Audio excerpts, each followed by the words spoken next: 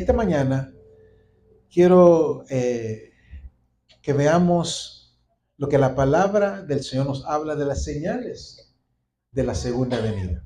Las señales de la segunda venida es el tema de esta mañana, las señales de la segunda venida. Y las señales son importantes, son importantes. Las señales de tráfico son importantes porque las señales de tráfico nos enseñan, nos dicen lo que está delante, lo que sigue. Vamos en el camino, ustedes han visto, a través de todo el camino, vemos signs, señales como estas, que nos advierten lo que sigue. Antes de llegar a una intersección hay una señal. Vas a llegar a una intersección, a un alto. Las señales son importantes porque nos dicen lo que viene. Nos alertan de un posible problema. Si no sigues la señal, puedes meterte en un problema. Entonces, las señales nos alertan a un posible problema, nos ayudan a mantenernos a salvo, nos evitan de tener accidentes. Entonces, las señales son importantes. Entonces, yo quiero enseñar esta mañana sobre la importancia de las señales que encontramos en la palabra de Dios acerca de la venida de Dios, de Jesús. Las señales son importantes. Las señales nos dicen lo que está por suceder y nos advierten que si no estamos preparados, algo puede suceder. Entonces, vamos a ver estas señales. Primeramente, los fundamentos de las señales bíblicas. ¿Qué es una señal bíblica? What is a biblical sign? Las señales bíblicas son un evento, un símbolo, un lugar, una persona cuya existencia, ocurrencia, indica que algo importante en el plan de Dios para el futuro. Una persona, un evento, un símbolo, algo que nos dice que es algo importante en el plan de Dios para el futuro. Estas señales no son la opinión de una persona, no vienen de una opinión de una persona, no vienen a través de la interpretación de una persona, sino que están fundados en lo que dice la palabra de Dios. Es importante entender eso porque muchas personas hoy en día enseñan su propia interpretación, lo que ellos piensan, lo que ellos están sintiendo. No, nuestras señales, lo que nosotros enseñamos, viene basado en la palabra de Dios, porque la palabra de Dios es la verdad absoluta. Tenemos que basar nuestra enseñanza, nuestro entendimiento del futuro en lo que dice la palabra del Señor. Jesús afirmó la existencia de tales símbolos, de tales señales. Declaró que había muchas de ellas. En Lucas 21:25 dice Jesús, entonces habrá señales en el sol, en la luna y en las estrellas. Habrá señales, Jesús está diciendo. Entonces, nos advierte que existen señales. Podemos saber lo que va a venir en el futuro porque existen señales. Jesús mismo se refirió a sí mismo como una señal. En Mateo 24, versículo 30, dice, entonces aparecerá la señal del Hijo del Hombre en el cielo. Jesucristo mismo es una señal de los fines del tiempo. En el discurso del Monte de los Olivos, Jesús presenta una lista de señales que describen el futuro de este mundo. Vaya conmigo a Mateo 24. Mateo 24, los versículos 3 al 8 dicen de esta manera. Y estando Jesús sentado en el monte de los olivos, los discípulos se le acercaron aparte y diciendo, dinos, ¿cuándo serán estas cosas? ¿Y qué señal habrá de tu venida y del fin del siglo? Respondió Jesús y les dijo, mirad que nadie os engañe, porque vendrán muchos en mi nombre. Aquí van las señales, diciendo, yo soy el Cristo, y a muchos engañarán. Y oiréis de guerras y rumores de guerras. Mirad que no os turbéis, porque es necesario que todo esto acontezca, pero aún no es el fin. Porque se levantará nación contra nación y reino contra reino, y habrá pestes y hambres y terremotos en diferentes lugares, y todo esto será principio de dolores. Entonces, aquí el Señor Jesús, en su discurso del Monte de los Olivos, habla de 6 señales críticas de los últimos tiempos. 6 señales: engaños por falsos cristos, disputas y guerras entre las naciones, enfermedad y hambre en todo el mundo, Versículo 9, liberación de los creyentes a la tribulación, defección de los falsos creyentes, declaración del evangelio al mundo entero. 4 señales muy claras que Jesús nos da de los tiempos del fin. Pero estas 6 señales cubren los primeros 3 años y medio de la tribulación y coinciden con el libro de Apocalipsis. Entonces, esas señales se van acumulando con el tiempo y estamos ahora viendo un preludio de estas señales. Jesús dijo unas palabras muy interesantes, que solamente es el principio de dolores. ¿Qué significa eso? ¿Qué estaba diciendo Jesús cuando dijo solamente es principio de dolores? En versículo 8, Jesús dijo, y todo esto será principio de dolores. La palabra griega dolores es odín, y aquí se refiere a dolores de parto. Las contracciones que comienzan y aumentan durante el nacimiento de un bebé. Comienzan y luego aumentan. Usé una palabra muy clara, muy particular. Pablo le recordó a los tesalonicenses que el rapto vendría como un ladrón en la noche, ¿se recuerdan? De una manera inesperada, una manera silenciosa, una manera repentina, y usando la misma figura la misma figura, Jesús ahora usa en el discurso del monte de los olivos las mismas palabras, pero en un sentido muy diferente. El apóstol Pablo escribió 1 Tesalonicenses capítulo 5, versículos 1 al 3. Pero acerca de los tiempos, acerca de las ocasiones, no tenéis necesidad, hermanos, de que os escriba, porque vosotros sabéis perfectamente que el día del Señor vendrá así como el ladrón en la noche. Cuando digan cuando digan paz y seguridad, entonces vendrá sobre ellos la destrucción repentina, como dolores a la mujer encinta, y no escaparán. Entonces, aquí en 1 Tesalonicenses capítulo 5, Pablo destacó la llegada repentina de los dolores de parto para describir la llegada inesperada del rapto. Pero Jesús ahora usa esta metáfora para explicar el desarrollo de la segunda venida.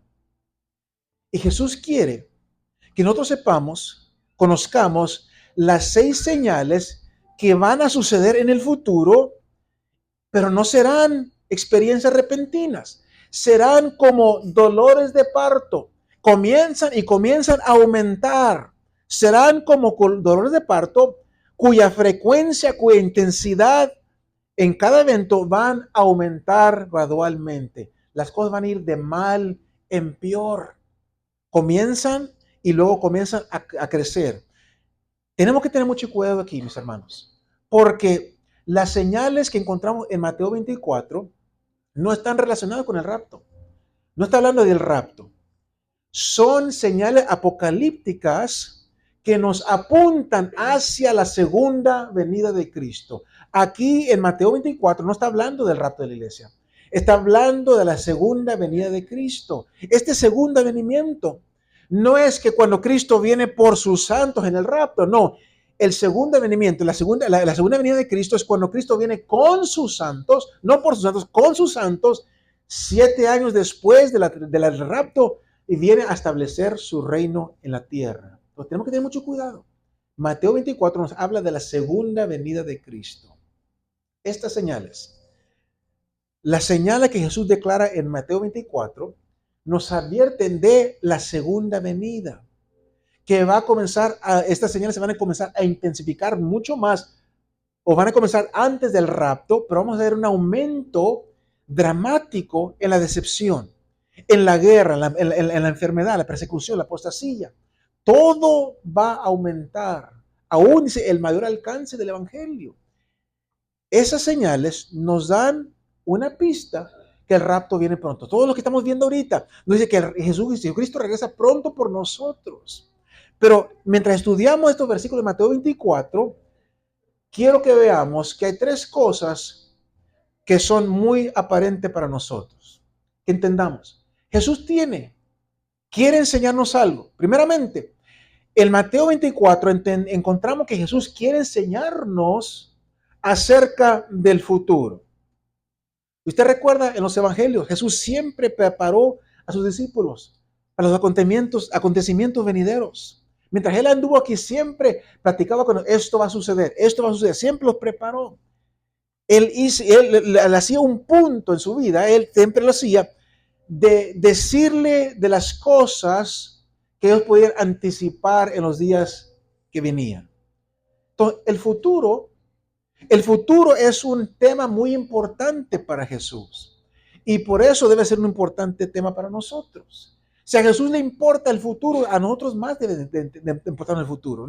Entonces, si no comprendemos firmemente lo que la Biblia nos enseña acerca del futuro, de su regreso, de su glorioso reino, pues no podemos manejar adecuadamente las tensiones de la vida de hoy. Tenemos que entender que todo lo que estamos viviendo tiene propósito, tiene razón. Todo nos indica que Jesucristo regresa pronto por su iglesia y después de esos 7 años, Jesús viene una vez más en su segunda venida. Entonces, la primera cosa que el Señor quiere enseñarnos en Mateo 24 es acerca del futuro. Segundo, Jesús quiere transformarnos para el futuro. No solamente enseñarnos, pero que la enseñanza tenga un propósito, quiere transformarnos. En Juan 16, versículo 1, Jesús dijo estas palabras. Jesús dijo, estas cosas os he hablado para que no tengáis tropiezo. Con propósito el Señor nos habla, el Señor nos advierte. ¿Para qué? Para que no tengamos tropiezo. Versículo 4. Mas os he dicho estas cosas para que cuando llegue la hora os acordéis que ya os lo había dicho. Para cuando llegue el momento, no nos pesque por sorpresa. Jesús ya nos dijo exactamente lo que va a suceder. Entonces, los días vienen cuando la mano de Dios se moverá por este mundo de maneras muy asombrosas. Vamos a ver cosas maravillosas, cosas grandes. Lo estamos viendo. Pero no nos debe sorprendernos. Jesús ya nos dijo que iba a suceder. Nada de lo que está sucediendo en este mundo debe sorprendernos. Jesús ya nos advirtió. Entonces, si conocemos la palabra de Dios, si conocemos, entendemos la palabra de Dios, no nos hemos tomado por sorpresas. Pero un cristiano que rara vez refleja sobre las realidades de la vida, de la vida futura, que no piensa de la venida del Señor, que no piensa acerca del tribunal de Cristo, es mucho más vulnerable a la tentación. ¿Por qué? Porque no entiende lo que va a suceder, entonces no teme lo que va a suceder. Es el temor al Señor, es el temor a lo que va a suceder, que lo mantiene firme en el camino del Señor. Pero un cristiano que no entiende, no estudia la palabra, que no sabe acerca, no le importa saber el futuro, pues no va a tener temor. Entonces es importante, mis hermanos, entender la palabra y el Señor a través de su palabra nos transforma, nos prepara para el futuro. Y tercero, Jesús quiere que le confiemos el futuro. La señal del fin de los tiempos nos enseña a confiar en nuestro Salvador.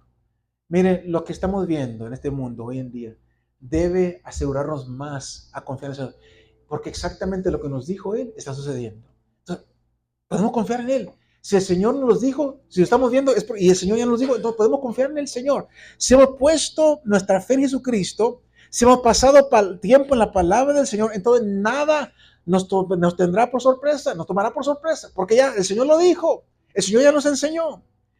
Jesús dijo en Juan 16:33, estas cosas os he hablado para que en mí tengáis paz. No nos asustemos, no tengamos miedo de lo que está sucediendo. Estas cosas el Señor ya nos ha dicho para que tengamos paz. En el mundo tendréis aflicción. Es verdad, tenemos aflicciones, pero confiad, yo he vencido al mundo. Al final, la victoria es nuestra. Entonces, esas palabras son familiares a nosotros, pero yo quiero que las veamos esta mañana a través de unos ojos nuevos, un par de ojos nuevos, que entendamos realmente lo que el Señor está diciendo, que veamos realmente las señales, que las señales se están cumpliendo, tal y como Jesús nos dijo. Juan 14:27 dice así, Jesús dijo, la paz os dejo, mi paz os doy. No os la doy como el mundo la da. No se turbe vuestro corazón, ni tenga miedo.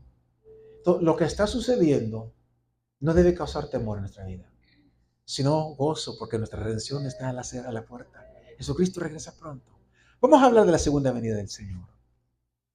Como cristianos, Todos estamos familiarizados con la primera venida de Jesús al mundo, porque hemos aceptado el registro de los 4 evangelios, que nos enseñan que Jesús vino al mundo, nació en un pesebre, vino, vivió aquí en el mundo, murió, lo crucificaron, resucitó. Todos conocemos que Jesús vino al mundo. La Biblia claramente nos dice que Él va a regresar una vez más. Y la expresión, la segunda venida de Cristo, no se encuentra en la Biblia, pero las escrituras nos afirman que Jesús viene una vez más en muchos lugares. Por ejemplo, vaya conmigo a Hebreos capítulo 9. Los versículos 27 al 28 dice de esta manera: y de la manera que está establecido para los hombres que mueran una sola vez, y después de esto el juicio, así también Cristo fue ofrecido una sola vez para llevar los pecados de muchos, y aparecerá por segunda vez sin relación con el pecado para salvar a los que le esperan. Habla de la segunda venida de Cristo. Ahora, vamos a hablar de la prioridad de la segunda venida. Mientras que todos nosotros, o la mayoría de nosotros, estamos familiarizados con la primera venida de Jesucristo, las referencias a la segunda venida superan en número a las referencias de la primera venida por un factor de 8-1. Entonces se ha dado cuenta. La segunda venida de Jesús se menciona 8 veces más que la primera venida de Jesucristo en la Biblia. Un factor de 8-1 supera las referencias a la segunda venida, a la primera venida de Jesucristo. Se encuentran 1845 referencias bíblicas a la segunda venida, 1845 referencias, incluyendo 318 referencias en el Nuevo Testamento. En el Antiguo Testamento, mis hermanos, el regreso de Cristo se enfatiza en 17 libros, y en el Nuevo Testamento, de los 27 libros del Nuevo Testamento, en 23 libros se menciona la segunda venida de Jesucristo, el regreso de Cristo. Entonces, el tema segundo, solamente la salvación, que domina el Nuevo Testamento, es la segunda venida de Cristo. El tema segundo, solamente se habla más de la salvación, pero en todo el Nuevo Testamento, el tema segundo, solamente la salvación, es la segunda venida de Jesucristo. Entonces, yo quiero que usted entendamos que esto nos indica que este evento es importante para Dios. Es importante. Por eso estamos hablando de él. Por eso nuestro pastor la semana pasada nos habló de la segunda venida también. Es importante que entendamos esto. Debe ser importante para nosotros entender, saber estas cosas, conocer estas cosas. Son señales para que cuando sucedan estemos preparados. Jesús nos instruyó para que estemos preparados. Hay profecías en la Biblia que nos hablan de la segunda venida. Quiero compartir con ustedes 7 pasajes claves que predicen el regreso del Señor a este mundo. Y usted va a ver que estos pasajes representan cada sección de la Biblia. Primeramente, Enoc. Porque según Judas, Enoc fue el primero en predecir o hablar de la segunda venida de Cristo. En Judas, capítulo 1, porque solamente tiene un capítulo, versículos 14 y 15, dice de esta manera: de estos también profetizó Enoc, séptimo desde Adán. Desde el séptimo de Adán. Desde la creación, podemos decir, casi desde la creación, se está hablando de la segunda venida de Cristo. Dice, he aquí vino el Señor con sus santas decenas de millares. Aquí hace referencia a la segunda venida de Jesucristo. ¿Para qué? Para hacer juicio contra todos y dejar convicto a todos los impíos de todas sus obras impías que han hecho impíamente, y de todas las cosas duras que los pecadores impíos han hablado contra él. Entonces, desde casi la creación, desde el séptimo de Adán, se está anunciando la segunda venida de Jesucristo. Estamos en los miércoles estudiando el libro de Daniel. Daniel, como ustedes saben, es un hombre, una persona que fue conocido por sus sueños proféticos. Él describe el regreso del Hijo del Hombre, Cristo. En Daniel capítulo 7, versículos 13 y 14, dice así: miraba yo en la visión de la noche, y he aquí con las nubes del cielo venía uno como hijo de hombre, que vino hasta el anciano de días, y le hicieron acercarse delante de él, y le fue dado dominio, gloria y reino para que todos los pueblos, naciones y lenguas le sirvieran. Su dominio es dominio eterno que nunca pasará y su reino uno que no será destruido. Referencia una vez más a la segunda venida de Cristo. Zacarías. Zacarías nos da, mis hermanos, la predicción más precisa, más clara de la segunda venida de Cristo. Zacarías capítulo 14, versículos 3 y 4. Dice, después saldrá Jehová y peleará con ellas, con aquellas naciones, como peleó en el día de la batalla. Y se afirmará sus pies en aquel día sobre el monte de Olivos, que está enfrente de Jerusalén al oriente, y en los montes de los Olivos se partirá por el medio, hacia el oriente, hacia el occidente, haciendo un valle muy grande, y en la mitad del monte apartará hacia el norte y la otra mitad hacia el sur. Esto sucederá al momento que Jesucristo regrese por segunda vez. Jesús mismo, mientras hablaba, mientras enseñaba en el monte de los Olivos, Jesús afirmó su segunda venida a sus discípulos en términos dramáticos. Mateo 24, versículo 27 primeramente. Dice, porque como el relámpago que sale del oriente y se muestra hasta el occidente, así también la venida del Hijo del Hombre. Explicando cómo será. Luego en los versículos 29 y 30. E inmediatamente después de la tribulación de aquellos días, después de la tribulación, el sol se oscurecerá, la luna no dará resplandor, las estrellas caerán del cielo y las potencias de los cielos serán conmovidas. Entonces aparecerá la señal del Hijo del Hombre en el cielo. Y entonces lamentarán todas las tribus de la tierra y verán al Hijo del Hombre viniendo sobre las nubes del cielo con poder y con gran gloria. Una vez más, Jesús mismo compartiendo con sus discípulos en términos dramáticos lo que va a suceder a su segunda venida. Tenemos también el testimonio de dos ángeles. ¿Te recuerdan? Inmediatamente después de que Jesús ascendió al cielo, dice la palabra que se aparecieron dos ángeles a los discípulos. Estaban asustados los discípulos. Y les hablaron palabras de consuelo, diciéndoles así, en Hechos 1:11. Varones galileos, ¿por qué estáis mirando al cielo? Este mismo Jesús que ha sido tomado de vosotros al cielo, así vendrá como le habéis visto ir al cielo. Una vez más, hablando que Jesús regresa. Pablo, en su segunda carta a los tesalonicenses, Pablo describe cómo será el día del juicio. Según Tesalonicenses capítulo 1, versículos 7 al 10.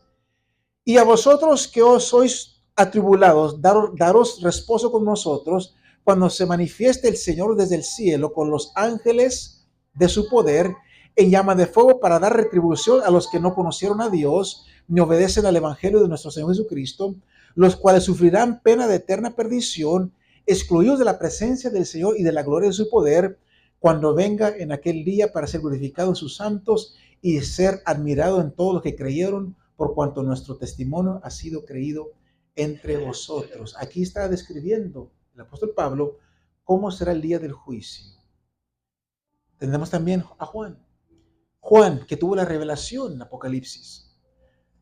Las profecías del regreso de Jesucristo, mis hermanos, son como los sujetalibros, they call the bookends, de el libro de Apocalipsis, el inicio y el fin. Juan escribe en el primer capítulo de Apocalipsis, versículo 7, dice, he aquí, dice el Señor, dice la palabra, que viene con las nubes y todo ojo le verá y los que le traspasaron y todos los linajes de la tierra harán lamentación por él. Sí, amén. Y luego la última página del último capítulo, nuestro Señor afirma su segunda venida. Apocalipsis 22:20. El que da testimonio de estas cosas dice, ciertamente vengo en breve. Amén. Sí, ven, Señor Jesús. Entonces, desde el inicio de Apocalipsis y luego al fin de Apocalipsis, como lo sujeta libros, nos habla de la segunda venida del Señor. Entonces, tenemos muchas razones por las cuales anticipar, esperar, desear que venga Jesucristo una segunda vez. La Biblia lo afirma y porque la Biblia lo dice, es verdad. You can bet on it. Puedes estar seguro que va a suceder esto. Vamos a hablar del advenimiento de Cristo. El apóstol Juan describe este momento que está por venir. Una vez más, el versículo 7, el capítulo 1 de Apocalipsis. Dice el apóstol Juan, he aquí viene con las nubes y todo ojo le verá y los que le traspasaron y todos los linajes de la tierra harán lamentación por él. Sí, amén. La primera vez que Jesucristo vino a la tierra, él vino en oscuridad. Nadie sabía. Poco a poquito se dieron cuenta, pero vino en oscuridad. Pero aquí dice el apóstol Juan que cuando Jesucristo venga por segunda vez, todo ojo le verá. Todo el mundo va a ser testigo del regreso de Jesucristo. Cuando Jesucristo llegue a esta tierra por segunda vez, su aterrizaje anunciará el propósito de su venida. El momento que Jesucristo, sus pies toquen el monte de los olivos, esa montaña se va a dividir, creando un amplio pasaje desde Jerusalén hasta Jericó. Se va a partir, se va a ver un gran pasaje. Habrá un cataclismo geológico. Va a suceder cuando Jesucristo llegue, sus pies toquen la tierra. Y mientras que Jesús vino la primera vez en humildad, en sencillez, esta vez viene en gloria, viene en majestad y se mostrará para que toda gente lo vea. Vendrá, todo ojo le verá. No como la primera vez. La primera vez vino como un niño humilde, una manera muy sencilla, nació en un pesebre. Pero cuando él regrese la segunda vez, dice la palabra, viene en gloria, viene en majestad. Todo le van a ver. En su segunda venida, Cristo no viene como un bebé indefenso. Cristo vendrá como ningún otro guerrero en la historia del mundo. Dice Apocalipsis 19, versículos 2 y 13. Describen cómo Jesús viene en su segunda venida. Sus ojos eran como llama de fuego y había en su cabeza muchas diademas y tenía un nombre escrito que ninguno conocía sino él mismo. Estaba vestido de una ropa teñida en sangre y su nombre es el Verbo de Dios. Interesante descripción. Ya no viene como un niño inocente, un niño humilde, en sencillez, no. Viene en gloria y majestad como todo un guerrero que él es. Primeramente, sus ojos son como llama de fuego. Ojos que queman todo lo que es falso. Ojos que contemplan los corazones, las mentes de la humanidad, que ven todas las cosas. Entonces, esto nos habla aquí de la habilidad del Señor de ver profundamente el corazón del hombre y tratar con toda injusticia. Ese es nuestro Señor que viene, que regresa muy pronto. Sus ojos atraviesan los motivos de las naciones, los motivos de los individuos. Viene a juzgarnos por la mente como son, viene a juzgarlos por la mente como son. Segundo, dice que su cabeza regresa coronada con muchas coronas. Sus muchas coronas simbolizan su realeza, digno de gobernar, digno de poder, de autoridad, y nadie podrá oponerse a él. Él es supremo, viene como supremo rey. No viene humildemente, viene como rey, viene en majestad, viene y nadie podrá oponerse a Jesucristo. Tercero, su vestidura. Su vestido, dice ahí, bañado en sangre. Esto nos habla de la redención. Nos habla de su sacrificio. Él con su sangre compró, mis hermanos. Nos compró, nos redimió. Él aseguró nuestra redención en la cruz del Calvario. Y dice la palabra, como el cordero que fue inmolado. Regresa con poder, con majestad, pero sus vestiduras bañadas en sangre. Por toda la eternidad, mis hermanos. Por toda la eternidad nosotros vamos a celebrar esa sangre derramada que compró nuestra redención, que pagó por la pena de nuestro pecado. Por toda la eternidad.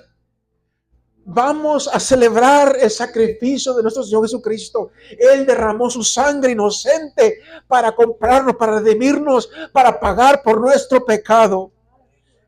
Entonces Jesús será representado a nosotros como el Cordero de Dios a través de toda la eternidad. Lo reconoceremos como el Cordero de Dios que murió por nosotros, que fue inmolado por nosotros. Ahora es interesante lo que dice en el versículo 14 de Apocalipsis 19, que nos habla de los ejércitos. Él va a regresar con sus ejércitos. Y dice el versículo 14, y los ejércitos celestiales, vestidos de lino finísimo, blanco y limpio, le seguirán en caballos blancos. Él viene como todo un guerrero, en majestad y poder, su vestidura bañada en sangre, pero los ejércitos celestiales vienen vestidos de lino finísimo, blanco y limpio. Entonces, cuando Jesucristo regrese, Él va a traer sus ejércitos como parte de su campaña. No va a regresar solo, va a regresar acompañado con sus ejércitos. Y mira que yo quiero que usted note que no dice que va a venir con un ejército, dice con ejércitos. No vendrá con solamente un ejército, vendrá con ejércitos. Y aquí está hablando de todos los creyentes, los santos del Antiguo Testamento, los santos del Nuevo Testamento y los santos de la tribulación. Acompañaremos a nuestro Rey. Zacarías escribe en capítulo 14, versículo 5. Vendrá Jehová mi Dios y con él todos los santos. No viene solo, viene con todos los santos. En 1 Tesalonicenses capítulo 3, versículo 13, Pablo habla de los santos que acompañarán al Señor cuando Él regrese. Dice versículo 13, la venida de nuestro Señor Jesucristo con todos sus santos. Pero yo quiero que yo veamos algo. Más importante, ¿de quién son ellos? Yo quiero que entendamos cómo estarán vestidos. Dice el versículo 14 una vez más. Estarán vestidos de lino finísimo, blanco y limpio. Estos vestidos de lino finísimo, blanco y limpio representan la justicia. Aquellos que vienen con el Señor vestidos de blanco, seremos personas justificadas. Jesús viste, mis hermanos, viste un manto manchado de sangre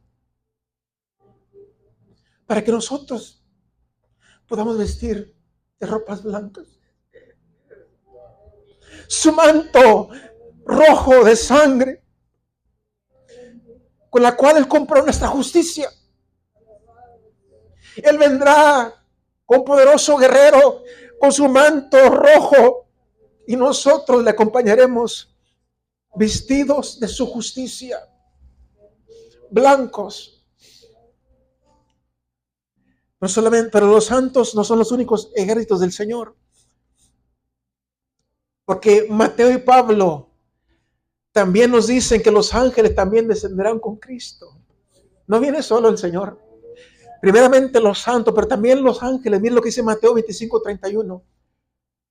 Cuando el Hijo del Hombre venga en su gloria y todos los ángeles con él, entonces se sentará en su trono de gloria. Pablo describe un momento, según Tesalonicenses capítulo 1, versículo 7, cuando se manifieste el Señor Jesús desde los cielos con los ángeles de su poder. Él vendrá no solamente con nosotros los santos, pero también todos los ángeles van a acompañar a nuestro Rey, a nuestro Señor, a nuestro guerrero, aquel que murió por nosotros. Vamos a acompañarle en su segunda venida. Entonces será glorioso. Será glorioso. El Señor quiere que nosotros sepamos esto. Nuestro futuro, usted y yo, mis hermanos, si mantenemos fieles al Señor, un día vamos a regresar con Él en las nubes. Vamos a venir con Él, vamos a venir a la tierra una vez más. Pero ¿con qué propósito viene el Señor? El versículo 11 del capítulo 19 nos habla de la venganza de Cristo. El propósito central del regreso de Cristo es que Él viene con justicia a juzgar y a pelear. Jesús viene a juzgar. Jesús viene a juzgar todas las cosas, incluyendo a todas las personas, a toda gente. Y Judas nos describe el tipo de mundo que Cristo va a encontrar cuando Él regrese a la tierra. Judas 11, versículo 14 y 15. Dice la última parte del versículo 14, he aquí vino el Señor con sus santas decenas de millares. Una vez más, no viene solo, viene con sus santas decenas de millares. Dice, para hacer juicio contra todos y dejar convictos a todos los impíos de todas sus obras impías que han hecho impíamente y de todas las cosas duras que los pecadores impíos han hablado contra él. Como que resalta una palabra ahí, ¿no? En estos dos versículos, Judas usa la palabra impíos 4 veces. Y aquí Judas está enfatizando el hecho que cuando Jesucristo regrese a la tierra, su paciencia ha llegado a su fin. Su misericordia ha llegado a su fin. Él vendrá a imponer juicio sobre todos aquellos que lo han desafiado, que lo han rechazado. Él viene con un propósito, Él viene a juzgar, Él viene con venganza. Él rendirá juicio contra todos aquellos líderes de fuerzas que se opusieron a Él durante la tribulación. Vendrá a rendir juicio contra el anticristo, contra el falso profeta. Apocalipsis 19, versículo 20 dice de esta manera: y la bestia fue apresada, y con ella el falso profeta que había hecho delante de ella las señales con las cuales había engañado a los que recibieron la marca de la bestia y habían adorado su imagen. Estos dos fueron lanzados vivos dentro del lago, de un lago de fuego que arde con azufre. Cuando el momento llegue, mis hermanos, el Señor va a apresar, va a apresar a la bestia, va a tomar la bestia, al falso profeta. Estas dos criaturas malvadas tendrán el honor, entre comillas, de ir al infierno antes de Satanás. Primeramente, los primeros dos que van a ser arrojados al lago de fuego serán la bestia y el falso profeta. Satanás se va a reunir con ellos, la bestia y el falso profeta, en el infierno hasta el fin del milenio, 1000 años después de la segunda venida. Dice el versículo 10 del capítulo 20 de Apocalipsis: y el diablo que los engañaba fue lanzado al lago de fuego y azufre, donde estaban la bestia y el falso profeta, y serán atormentados día y noche por siglos de los siglos. Entonces, los primeros en ser lanzados al lago de fuego son la bestia y el falso profeta. Servimos nosotros, mis hermanos. Usted y yo servimos a un Dios, a un Salvador, un comandante supremo que nunca ha perdido ninguna batalla. Y Él está esperando un momento estratégico cuando Él va a descender y para siempre va a aplastar las fuerzas que han invadido este mundo que Él creó. Y porque Él es fiel y verdadero, mis hermanos, usted y yo podemos estar seguros que Él nunca va a fallar. Se cumplirá exactamente lo que Él ha dicho en su palabra.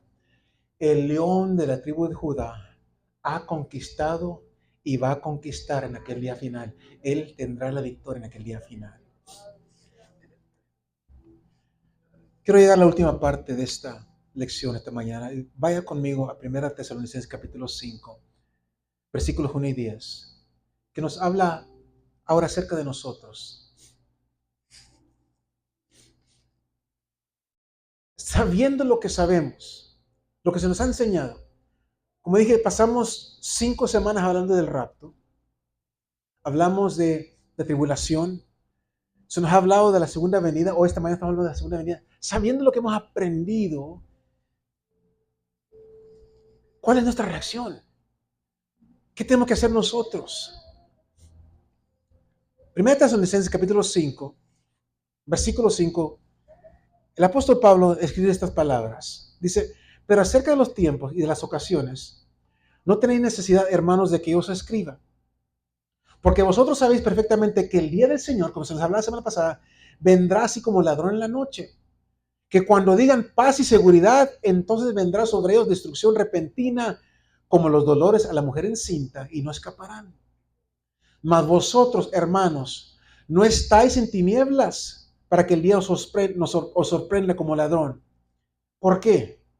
Porque todos vosotros sois hijos de la luz e hijos del día. Sabemos, no ignoramos, se nos ha enseñado. Dice: no somos de la noche ni de las tinieblas, somos hijos de luz, hijos del día. Por tanto, no durmamos como los demás, sino velemos y seamos sobrios, por lo que hemos aprendido, por lo que hemos conocido, no durmamos, velemos y seamos sobrios. Pues los que duermen, de noche duermen, y los que se embriagan, se emborrachan, de noche se emborrachan, se embriagan. Pero nosotros que somos del día, seamos sobrios, habiéndonos vestido con la coraza de fe y de amor y con la esperanza de salvación como yelmo, porque no nos ha puesto Dios para ira, sino para alcanzar salvación por medio de nuestro Señor Jesucristo, que murió por nosotros, para que ya sea que velemos o que durmamos, vivamos juntamente con Él. Yo quiero que entendamos que la palabra se nos dice aquí que nosotros somos nos da nuestra identidad. Nosotros somos hijos del día. Entonces, si somos hijos del día, si somos verdaderamente cristianos, nos llamamos cristianos, nuestra responsabilidad es actuar como somos. Si somos hijos de Dios, somos hijos del día. Nuestra responsabilidad es actuar y vivir como hijos del día. No solamente dentro de la iglesia, sino que fuera también. En nuestra sociedad, en nuestro trabajo, donde quiera. Si somos cristianos dentro de la iglesia, tenemos que ser cristianos también fuera de la iglesia. Nuestra identidad está aquí. Somos hijos del día. No somos como los que duermen. No somos como el mundo. Somos diferentes. ¿Por qué? Porque nuestro destino es diferente, mis hermanos. Tenemos que entender eso. Nuestro destino ya está fijo. Nosotros vamos al cielo. Entonces debemos ser personas diferentes. Claramente dice el Señor, si te vas a llamar un cristiano, sé un cristiano. Actúa como cristiano, piensa como cristiano. Porque cuando lo hacemos, mis hermanos, le somos una vergüenza al Señor. Cuando decimos que somos cristianos y actuamos como el mundo, le somos una vergüenza al Señor. Entonces, si vas a ser un hijo de día, sé un hijo de día, actúa como quien eres. Versículo 9. Porque no nos ha puesto Dios para ira, sino para alcanzar salvación por medio de nuestro Señor Jesucristo. Ese es quien nosotros somos. El Señor nos ama. Es verdad que viene la ira de Dios, pero Dios no nos puso a nosotros para ira, sino para alcanzar salvación por medio de nuestro Señor Jesucristo. La palabra puesto significa destino, un fin señalado. Nuestro destino no es ira, nuestro destino es salvación. Nuestro fin es la salvación. Ahora, todos planeamos para el futuro. Tal vez usted ya sabe, ha planeado para dónde va a ir a comer después de salir del servicio. Todos planeamos para el futuro. Nuestros planes no siempre funcionan como pretendemos. Pero mis hermanos, el plan de Dios está tan seguro que podemos llamar a nuestro destino. Está tan seguro. El plan de Dios está tan seguro que podemos decir, ese es nuestro destino. Tenemos una cita. Mi hermano, si usted ha nacido de nuevo, su destino es la liberación, es la salvación, lo que dice aquí la palabra. Nuestro destino ya lo sabemos cuál es. No tenemos que dudar, ¿qué va a pasar conmigo? No, yo sé dónde voy. Yo sé lo que me espera. Yo sé dónde voy. Yo voy a la presencia del Señor. Si el Señor me llama o el Señor arrebata su iglesia, yo sé a dónde voy. Yo sé que un día voy a regresar en gloria con Él. Yo sé, ese es mi destino, pasar la eternidad con Él. No está en duda. Yo sé lo que va a suceder. Me encanta lo que dice ahí. Primeramente, como hijos de la luz, primeramente no vamos a sufrir ira. No vamos a pasar por la tribulación, como dicen muchos. No. Hemos visto cómo vamos a ser arrebatados antes que Dios comience a derramar su ira sobre la tierra. Nosotros sabemos que arrebatados, rescatados. Pablo apaciguó, calmó las preocupaciones de los tesalonicenses en su carta cuando les escribe en Tesalonicenses, capítulo 1, versículo 10. Y esperar de los cielos a su Hijo, el cual resucitó de los muertos, a Jesús, quien nos libra de la ira venidera. El Señor, si usted es un hijo de luz, no se preocupe por la ira. No se preocupe por lo que viene a este mundo, la ira del Señor que viene a este mundo. El Señor no nos salvó para ira, sino para salvación, para liberación. Cuando Dios derrame su ira en el día del Señor, nosotros no seremos objetivo.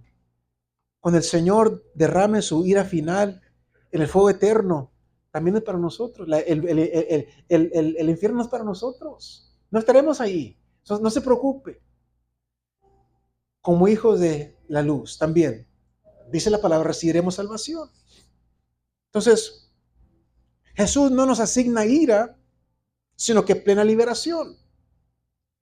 Cuando los sellos sean abiertos, cuando los cuatro jinetes cabalguen toda la tierra, cuando la trompeta suene y el mar, como hemos visto en el Apocalipsis, se convierta en sangre, cuando se vacíen las copas del juicio de Dios, el mundo estará totalmente desprevenido. Pero nosotros no nos va a sorprender. Y vamos a estar aquí. Vamos a estar con el Señor para siempre. Venga lo que venga de la ira del Señor, cuando vengan todas estas cosas que dice la Biblia, el Apocalipsis, los cuatro jinetes, las trompetas, la sangre, el mar que se vuelve en sangre, las copas del juicio, no se preocupe. Nosotros vamos a estar gozando en la presencia del Señor, tal vez de la voz del Cordero. Vamos a hablar de eso más allá, la voz del Cordero. Versículo 10 nos da la base de nuestra confianza. ¿Por qué podemos estar seguros de esto? Porque Jesucristo murió por nosotros. Para que sea que estemos vivos o durmamos, vivamos juntamente con Él. Sea que el Señor se tarde en venir por su iglesia y nos llame a su presencia. Como hemos dicho, la muerte para el cristiano solamente es una suspensión de actividad. Está dormido. Dice ahí, o que durmamos. Sea que estemos vivos o que durmamos, nuestro destino es estar eternamente con el Señor. Jesucristo murió en nuestro lugar en la cruz. Jesucristo llevó nuestro pecado. Jesucristo llevó nuestra vergüenza. Esa es expiación sustitutiva. Él murió por nosotros, en nuestro lugar. Él se entregó a sí mismo por nosotros. Gálatas 1:4 lo hace muy claro. El cual se dio a sí mismo por nosotros, por nuestros pecados, para librarnos del presente siglo malo. Entonces, ¿qué es nuestro deber? Y termino con esto. Quiero terminar con unos pasos de acción. ¿Qué es nuestro deber como hijos del día? Primeramente, vive tu fe. Si usted tiene una nueva identidad, su destino es diferente, entonces nuestro deber, nuestra responsabilidad es vivir distintivamente. Si realmente somos hijos del Señor, si realmente somos cristianos, vivamos como cristianos. Actuemos como cristianos, no solamente en la iglesia, afuera también, en nuestro hogar, con nuestra familia, en nuestro trabajo. Vivamos nuestra fe. No seamos hipócritas. El estudio del plan profético de Dios siempre tiene por destino purificar nuestras vidas, santificarnos. Yo les decía a través del estudio del rapto, mi anhelo, mi objetivo es que usted sea desafiado en su vida espiritual. No esté conforme creyendo que está listo, no, asegúrese que está listo para ir al cielo, que no hay nada en su vida que le desagrade al Señor, que está viviendo en santidad, porque Jesucristo viene por una iglesia santa, sin mancha, sin arruga. Preparémonos. Entonces vive tu fe. Que todo el mundo reconozca, tú eres diferente, hay algo diferente en ti, no eres como los demás. ¿Qué es eso? Tu testimonio, que digan, esa persona es algo diferente. Juan, 1 de Juan, capítulo 3, versículos 2 y 3. Sabemos que cuando Él se manifieste, seremos semejantes a Él porque le veremos tal como Él es. Y todo aquel que tiene esa esperanza en Él, ¿qué hace? Todo aquel, dice la palabra, que tiene la esperanza de un día entrar en la presencia, ser semejante a Cristo. Yo tengo esa esperanza. Ese es mi destino, ese es mi deseo. Pero yo tengo que hacer mi parte. Todo aquel, dice el versículo 3, que tiene la esperanza en Él, se purifica a sí mismo, busca vivir en santidad, así como Él es santo, así como Él es puro. Buscamos vivir en santidad en todo lo que hacemos, en toda nuestra vida, nos purificamos a nosotros mismos. Segundo, anímense unos a otros. El último versículo del capítulo 4 es idéntico a 1 Tesalonicenses capítulo 5, versículo 11, cuando dice, por lo cual, animaos unos a otros y edificaos unos a otros. La palabra animaos significa acompañar a alguien, brindarle ayuda cuando tenga necesidad. Animaos los unos a los otros, alentaos. La frase edificaos unos a otros es como cuando uno está construyendo una casa o remodelando una casa.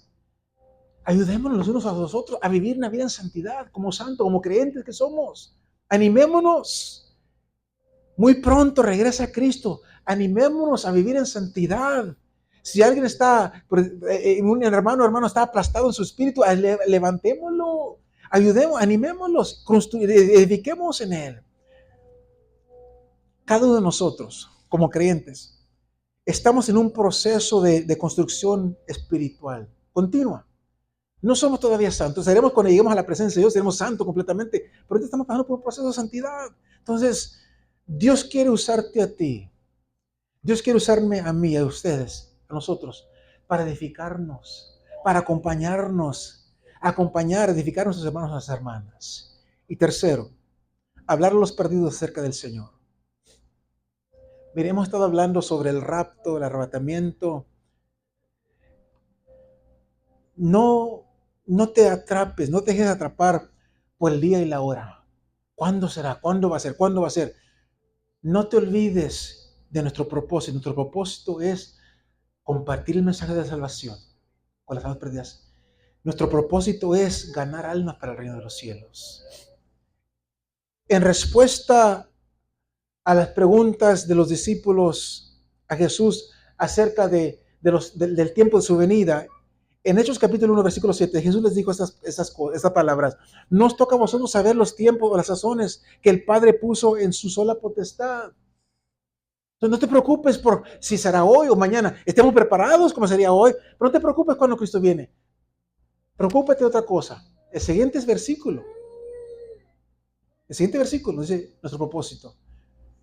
Dice, no les toca saber las sazones, no les toca saber todas esas cosas. Dice, pero recibiréis poder cuando haya venido sobre nosotros el Espíritu Santo. ¿Para qué? Me seréis testigos en Jerusalén, en tu casa, en toda Judea, en tu familia, en Samaria, hasta el último de la tierra, en todo tu alrededor. Es para que tú testifiques que Cristo viene pronto, que hay salvación y vida eterna.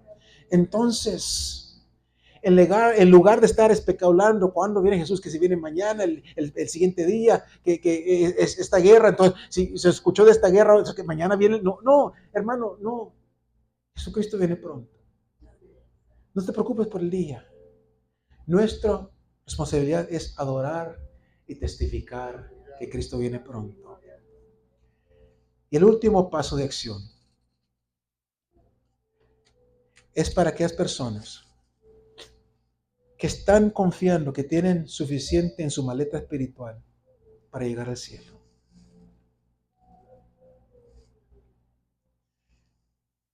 Que están descuidando su vida espiritual. Que están demasiado seguros, puedo decir así.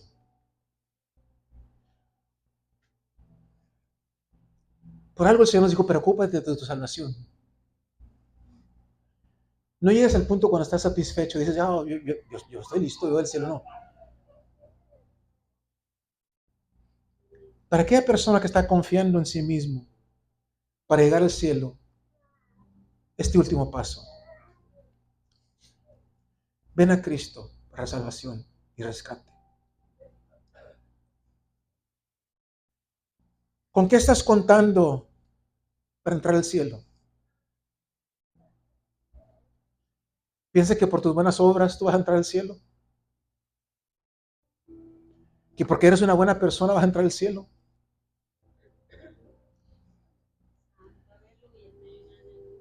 Mis hermanos, mis amigos, no necesitamos un portafolio de buenas obras para entrar al cielo. Porque el precio de entrada ya ha sido pagado. Jesucristo con su sangre compró el precio de entrada al cielo. Tú que no has abierto tu corazón para aceptar la salvación, ahorita mismo Dios te está dando un momento, un tiempo para que te arrepientas. antes que sea demasiado tarde. Antes que sea demasiado tarde, el Señor te está dando un momento para que te arrepientas. Porque viene un momento muy pronto cuando se cerrará la puerta de oportunidad. Puedes morir hoy o Jesucristo puede regresar hoy. Y si tú estás contando en tus propias obras para entrar al cielo, te vas a quedar. Si no has aceptado a Jesucristo como Señor y Salvador de tu vida, te vas a quedar. Escucha lo que dice 2 de Pedro capítulo 3 versículos 8 al 10. Dice: mas, oh amados, no ignoréis esto, que para con el Señor un día es como 1000 años y 1000 años como un día. El Señor no retrasa su promesa, según algunos la tienen por tardanza, sino que es paciente para con nosotros, no queriendo que ninguno perezca, sino que todos procedan al arrepentimiento. Pero el día del Señor vendrá como ladrón en la noche, en el cual los cielos pasarán con gran estruendo y los elementos ardiendo serán deshechos y la tierra y las obras que en ellas hay serán quemadas. Mi hermano, mi amigo, no sé de alguna otra manera cómo decírtelo, pero si no conoces a Jesús, tú tienes una cita con el juicio. I don't know how else to tell you this. No sé cómo más decírtelo. Pero si tú no estás preparado, si tú no has aceptado la salvación, si tú no estás arrepentido, si tú no estás viviendo en santidad, la única cita que tú tienes es con el juicio. Tu futuro es ira, tu futuro es juicio, tu futuro es tribulación. Y no hay otro escape, al menos que tú pongas tu fe en Jesucristo como Señor y Salvador de tu vida. Es el único camino al cielo. La única entrada es por Jesucristo, no es por tus buenas obras. Es por Jesucristo. Pero es tu decisión. Es tu decisión. ¿Cuál va a ser tu decisión? ¿Quieres enfrentar la ruina o quieres ser rescatado? ¿Destrucción o liberación? Yo te pido esta mañana que vengas a Jesús antes que sea demasiado tarde. No te quedes atrás. Antes que te quedes atrás, ven a Jesús. Él te ofrece salvación, Él te recibe. Él te ama. Por ti Él derramó su sangre en la cruz del Calvario. Él viste de ropas bañadas en sangre para que tú puedas vestir de ropa blanca y pura, de santidad de su justicia. Ven a Jesús. Arrepiéntete, pídele perdón. Él te recibe, Él te perdona. Yo te invito esta mañana a que inclines tu rostro. Si tú no has nacido de nuevo, si tú no has aceptado la salvación que Dios ofrece, esta mañana tú puedes convertirte en un hijo del día.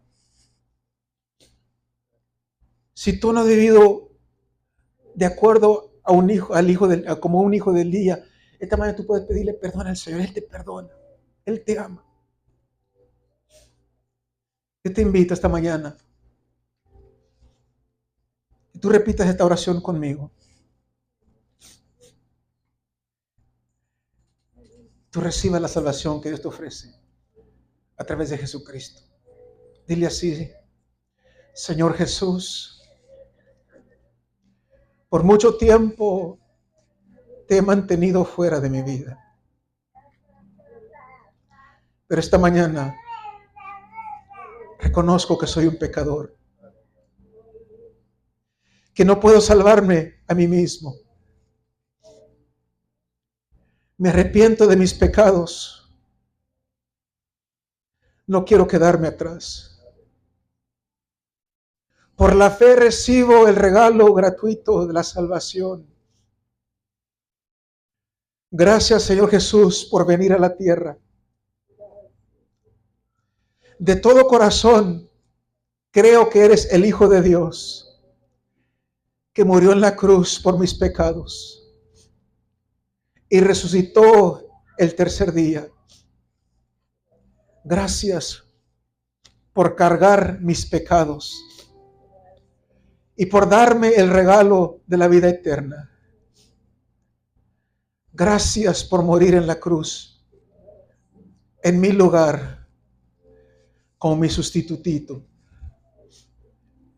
Creo que tus palabras son verdad. Te acepto en mi corazón. Te acepto en mi corazón. Ven a ser mi Señor y mi Salvador. Te entrego mi vida. Haz de mí la persona que tú quieres que yo sea. Amén. Padre Celestial, he entregado tu palabra esta mañana.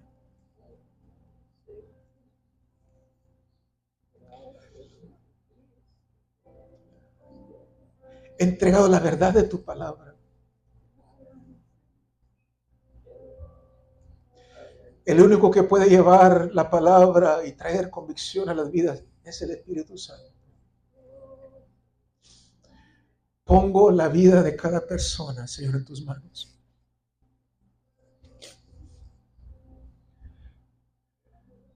Sé tú, Espíritu Santo, tratando con cada persona individualmente, personalmente.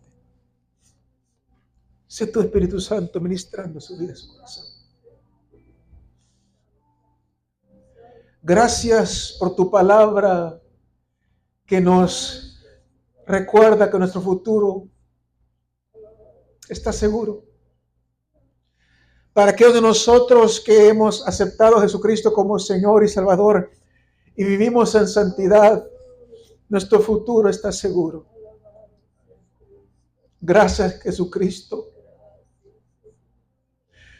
por morir en nuestro lugar, por derramar tu sangre por nosotros, para redimirnos, para perdonarnos. Porque un día, Señor, nosotros vestiremos de vestiduras blancas, preciosas,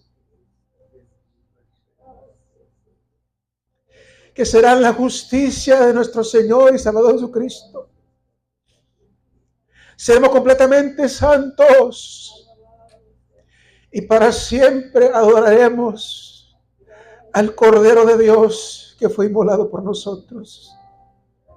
Para siempre Jesucristo será nuestro Señor, será nuestro Cordero de Dios. Gracias por tu sangre derramada en la cruz. Gracias por morir en nuestro lugar y por la esperanza que un día regresa por nosotros. Permítanos ser una iglesia preparada, Señor. Un pueblo preparado. Gracias te damos por todo, Padre. Te damos honra, te damos gloria y te damos honor por quien tú eres esta mañana. Por quien tú eres. Te alabamos y te bendecimos.